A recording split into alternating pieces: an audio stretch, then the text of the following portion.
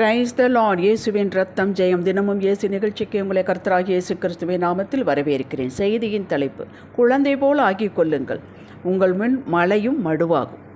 ஆதார வசனம் லூக்கா 5:5. அதற்கு சீமோன், ஐயரே, முழுவதும் நாங்கள் பிரயாசப்பட்டும் ஒன்றும் அகப்படவில்லை. ஆகிலும் உம்முடைய வார்த்தையின்படியே வலையை போடுகிறேன் என்றார். லூக்கா 1:38. அதற்கு மரியாள், இதோ நான் ஆண்டவருக்கு அடிமை, உம்முடைய வார்த்தையின்படி எனக்கு ஆக கடவுது என்றார். லூக்கா 1:45. விசுவாசித்தவளே பாக்கியவதி, கர்த்தராலே அவளுக்கு சொல்லப்பட்டவைகள் நிறைவேறும் என்றார். விசுவாசத்தில் ஐஸ்வர்யவான்களே. பேதுரு அவன் கூட்டாளிகளான செபதேயும் குமாரர்கள் யாக்கோபு, யோவான் இவர்கள் மீனவர்கள், மீன்பிடிக்கும் தொழில், வேறு தொழில் இவர்களுக்கு தெரியாது. இவர்கள் குலத்தொழிலே இதுதான். கடலும் அலைகளும் இவர்களுக்கு அத்துபடி. எத்தனையோ அனுபவங்கள் உண்டு.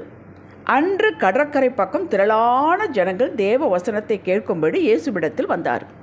இதுதான் முதல் முறை அல்ல. அவருடைய உபதேசத்தில் ஈர்க்கப்பட்டவர்களாக அந்த காலை நேரத்தில் கூடிவிட்டார்கள். இதையும் மீனவர்கள் கேள்விப்பட்டிருந்திருக்கக்கூடும். முழுவதும் பிரயாசப்பட்டு ஒன்றும் அகப்படாததால் படவுகளை கரையில் ஓரத்தில் நிறுத்திவிட்டு வலைகளை அலசி கொண்டிருந்தார்கள்.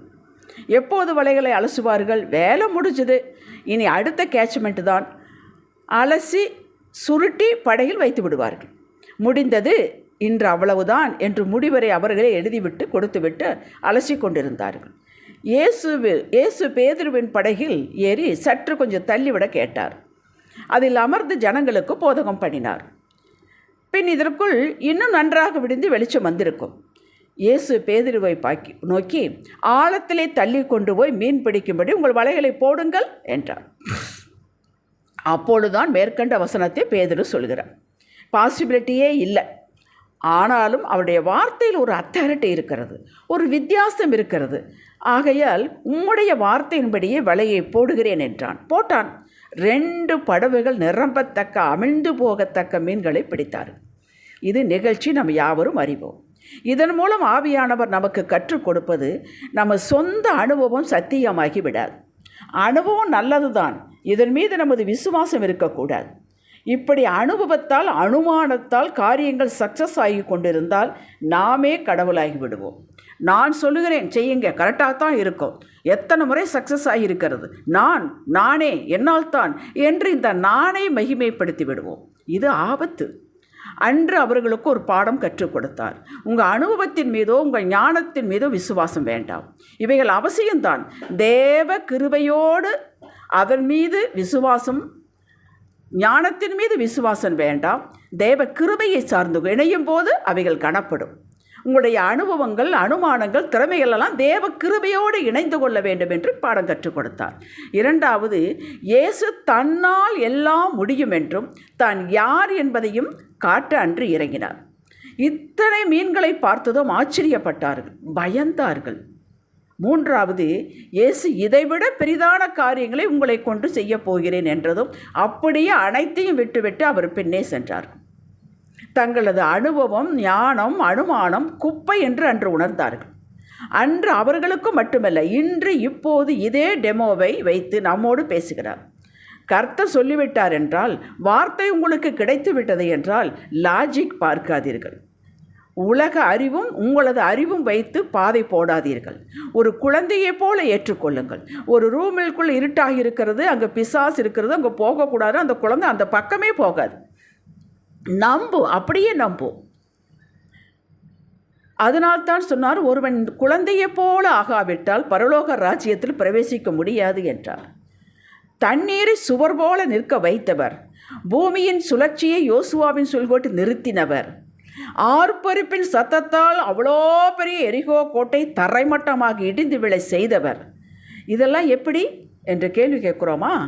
ஆம், இயற்கைக்கு மாறாக அவரால் மட்டுமே செயல்பட முடியும். அன்று செய்தவர் இன்றும் செய்வார், என்றும் செய்வார். இதையும் நம்ப வேண்டும். அவர்களுக்கு செய்தவர் நமக்கு செய்வார், நம்முடைய பிள்ளைகளுக்கும் நம்முடைய வம்சங்களுக்கு, தலைமுறைகளுக்கும் செய்வார்.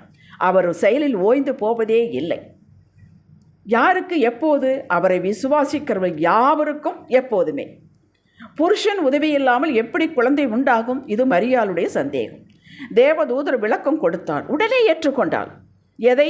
தேவ வார்த்தையை. அந்த வார்த்தையை ஏற்றுக்கொண்டாள். கேள்வி கேட்பாடு இல்லாமல் தேவ வார்த்தை ஏற்றுக்கொண்டு என்ன நடக்கும், என் வாழ்வில் அற்புதங்கள் அதிசயங்கள் நடக்கும், அவராலே என்று என்னால் ஏதும் செய்ய இயலாது, ஆனால் அவரது துணை கொண்டு கிருபை கொண்டு என்னால் எல்லாம் செய்ய முடியும் என்ற சத்தியத்தை வார்த்தையை தூக்கி பிடித்து யாரெல்லாம் கனப்படுத்துகிறீர்களோ இன்றே தேவனுடைய கிரியை உங்களது எல்லைகளில் காணலாம். விசுவாசித்தவர்களுக்கு நடக்கும். 2 ராஜாக்கள் 6ஆம் அதிகாரத்தின் பகுதியிலிருந்து உங்களுக்கு ஒரு சமாச்சாரத்தை சொல்லுகிறேன். சமாரியாவில் கொடிய பஞ்சம். ஒரு கழுதை தலை 80 வெள்ளிக்காசுக்கும் புறாக்களுக்கு போடுகிற கார்படி பயிறு 5 வெள்ளிக்காசுக்கும் விற்கப்படும் மட்டும் முற்றுகை போட்டார். யார் முற்றுகை போட்டது? சீரியாவின் ராஜாவாகிய பெனதாத்து வந்து அவன் இராணுவத்தை முற்றுகை போட்டு உள்ளே இருந்து வெளியே வர முடியாது, வெளியே இருந்து உள்ளே போக முடியாது. இப்பொழுது இந்த நிலைமை வந்துவிட்டது. ஒரு கொடிய பஞ்சம், பெற்ற பிள்ளையை அடித்து தின்னும் அளவுக்கு பஞ்சம் வந்துவிட்டது. அப்பொழுது ராஜா எலிசாவை கூப்பிட்டு ஆண்டவருடைய வார்த்தையை கேட்குறான். அப்போ எலிசா சொல்லுகிறான், வார்த்தையை கேளுங்கள், நாளை இந்நேரத்தில் சமாரியாவிலே வாசலிலே 1 மரக்கால் கோதுமை 1 சேக்கலுக்கும் 2 மரக்கால் வார்கோதுமை 1 சேக்கலுக்கும் விற்கப்படும் என்று கர்த்தர் சொல்லுகிறார் என்றான். அப்பொழுது ராஜாவுக்கு கைலாக கொடுக்கிற பிரதானி ஒருவன் தேவனுடைய மனுஷனுக்கு பிரதியுத்தரமாக, இதோ கர்த்தர் வானத்திலே மதகுகளை உண்டாக்கினாலும் இப்படி நடக்குமா என்றான். அதற்கு எலிசா, உன்னுடைய கண்களினால் அதை காண்பாய், ஆனாலும் அதிலே சாப்பிட மாட்டாய் என்றார். இந்த நிகழ்ச்சி உங்களுக்கு தெரியும். குஷ்டரோகிகள் போனது தெரியும். அவர்கள் வந்து சொன்னது இது அப்படியே நடந்தது. அவன் ராஜாவுக்கு கைலாக கொடுக்குற பிரதானி லாஜிக் பார்த்தான், இது எப்படி நடக்கும்? இன்றைக்கி ஒரு பிள்ளையை 2 பேரும் சேர்ந்து பெத்த பிள்ளைகளை அடித்து சாப்பிடக்கூடிய நிலைமையில் இது எப்படி நடக்கும்? நாமும் என்றபடித்தான் நினைக்கிறோம், இது எப்படி நடக்கும், அது எப்படி நடக்கும் என்று ஏன் பார்க்குறோம்? லாஜிக் பார்க்குறோம், நமது அறிவை கொண்டு பார்க்கிறோம். அதையெல்லாம் ஓரமாக தள்ளிவிட்டு குழந்தையை போல ஏற்றுக்கொள்ளுங்கள். குழந்தையை போல நீங்கள் ஏற்றுக்கொள்ளும் பொழுது அது கட்டாயம் நடக்கும். எப்படி அன்று சமாரியாவில் நடந்ததோ அதுபோல் உங்களுக்கும் நடக்கும். நடக்க வாய்ப்பே இல்லை, உங்களுக்கு நீ கொடுக்க மாட்டார்கள், அவ்வளவுதான், நீ நடக்காது, முடிந்து விட்டது என்பவர்களுக்கு இப்போது கமாயிட்டு கொள்ளுங்கள். தகப்பனே, உம்மால் கூடும், எல்லாம் கூடும், இதோ முடிந்தது என்பதை உம்முடைய பாதத்தில் வைக்கிறேன் என்று வைத்துவிட்டு அற்புதத்தை எதிர்பாருங்கள். உங்கள் வாழ்வில் பெரிய மாபெரும் திருப்புவனை அதிசயத்தை காண்பீர்கள். எதிர்பார்த்தால் காண்பீர்கள், விசுவாசத்தோடு எதிர்பார்த்தால் காண்பீர்கள். நான் காத்திருப்பேன் தகப்பனே என்றால் நீங்கள் காண்பீர்கள். அவர் மேல் நம்பிக்கை வைத்தால் வெட்கப்பட்டு போக மாட்டீர்கள். ஜெபிக்கலாம். தகப்பனே, உம்மால் ஆகாத காரியம் ஒன்றுமில்லை, இதெப்படி அதெப்படி என்ற கேள்விகளுக்கு இனி இடம் தர மாட்டோம். ஒருவரை தாழ்த்த உம்மால் முடியும், ஒருவரை உயர்த்த உம்மால் முடியும், கொல்லவும் உம்மால் முடியும், உயிர்ப்பிக்கவும் உம்மால் கூடும். உம்மால் எல்லாம் கூடும். இதோ முற்றுப்புள்ளி வைத்த இந்த காரியங்களும் உமது கரத்தில் கொடுக்கிறோம். உயிர்ப்பிப்பீராக. உம்மையும் உமது வார்த்தையும் பிரிக்க முடியாது. உமது வார்த்தையை நாங்கள் கனப்படுத்துகிறோம். உம்மையே நம்பி இருக்கிறேன், ஆகையால் என்னை பூரண சமாதானத்தோடு காத்துக்கொள்வேன். யாருடைய கண்களும் பார்க்க அடியாளை உயர்த்த போறதற்காக ஸ்தோத்திரம். இயேசுவின் நாமத்தில் பிதாவே, ஆமேன். ஹல்லேலூயா.